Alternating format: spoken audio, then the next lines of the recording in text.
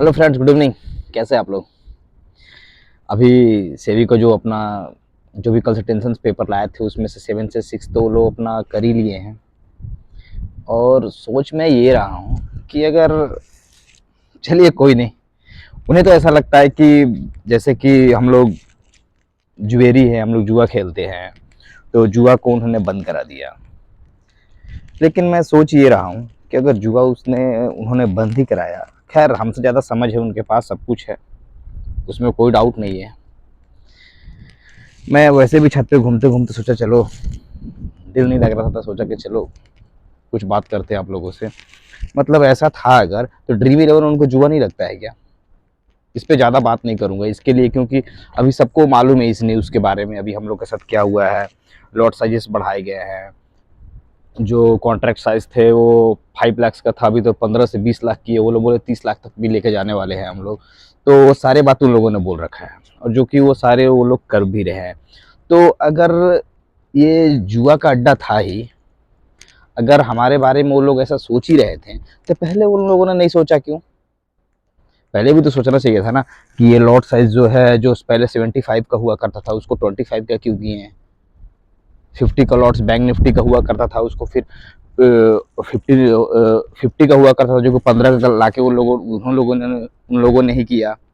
क्यों किया ऐसा? फिर ऐसा करने के पीछे क्या रीज़न है? अगर किया तो फिर से उन लोगों के एकाएक हम लोगों की याद कैसे आ गई कि नहीं हम लोग बर्बाद हो रहे हैं, ये हो रहे हैं, ऐसे हो रहे हैं, वैसे हो रहे हैं।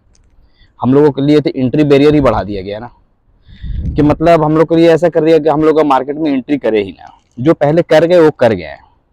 मतलब जब सब लॉट साइजेस कम हुए, पूरा मार्केट में पूरा भूचाल आया, सारे लोग को स्टॉक मार्केट के बारे में पता लगा, सब लोग आया, वही हालात किया गया। पहले शराब पिलाने की लत लगा, उसके बाद शराब बंद कर दो, है कि नहीं?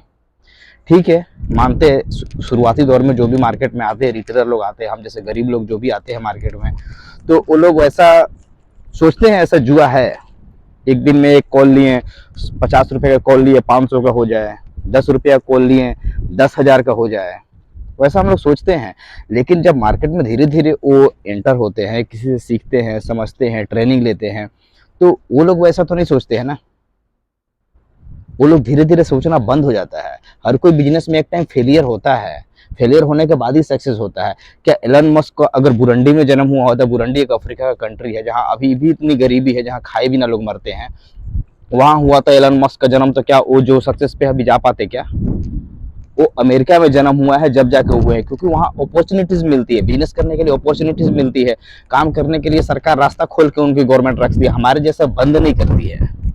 हमारा गवर्नमेंट तो हमारा रास्ता ही बंद कर रहा है ना।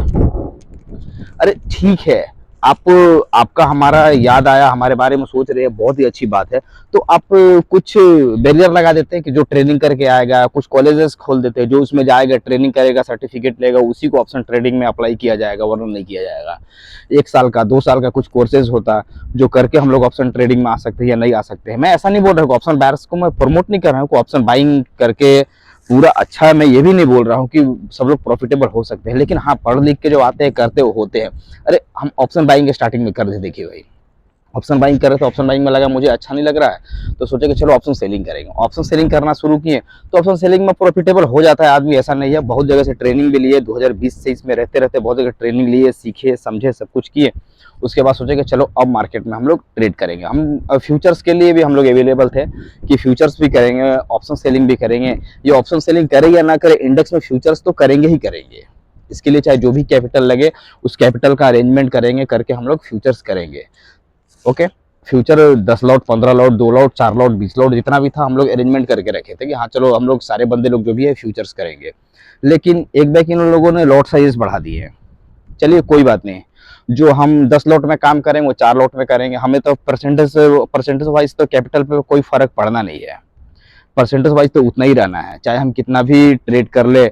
सॉरी गाइस, चाहे लॉट साइज 1 का हो या लॉट साइज 25 का हो, हमें क्या करना, लॉट साइजेस जो, जब लॉट साइज 15 का था तो हम 3 लेते तो 45 का होता, अब 45 का होगा तो ओनली सिंगल लॉट लेंगे। बस यही डिफरेंस है ना।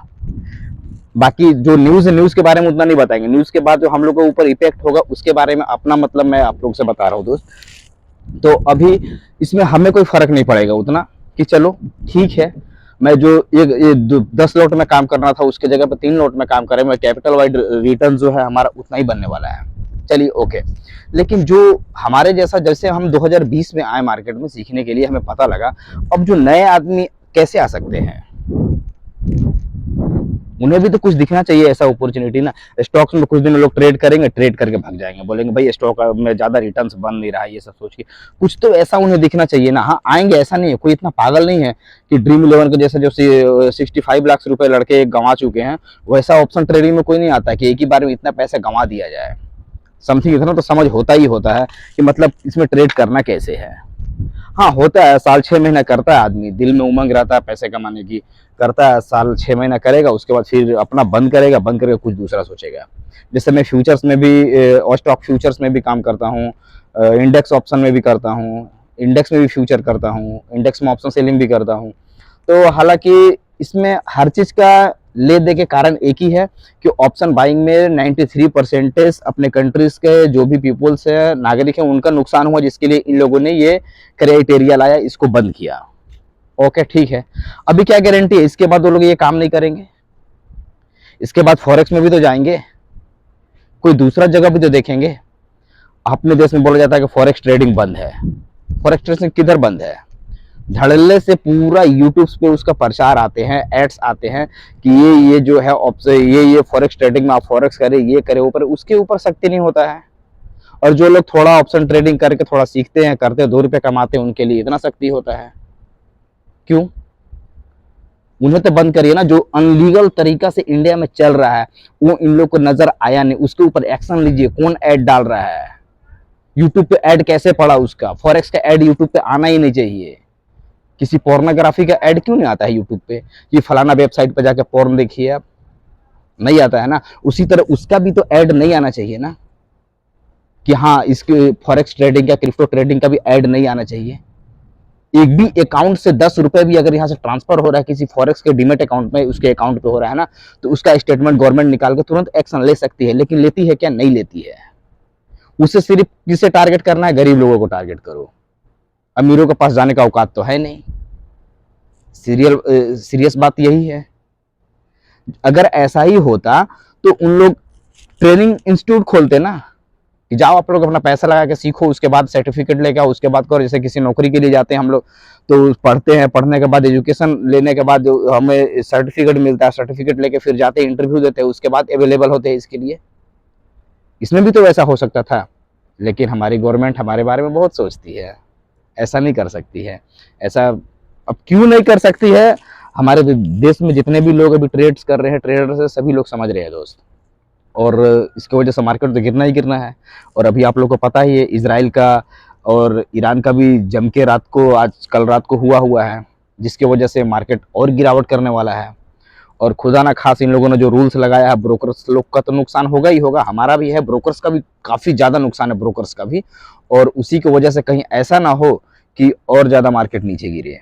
अब जो भी हो, खैर बोल नहीं सकते, उसमें कुछ अपना अनुमान बता रहे हैं। बाकी गाइस आपकी मर्जी, अगर मेरी बात कुछ गलत लगी हो तो माफ़ करिएगा दोस्त। जय हिंद, जय भारत, लव यू।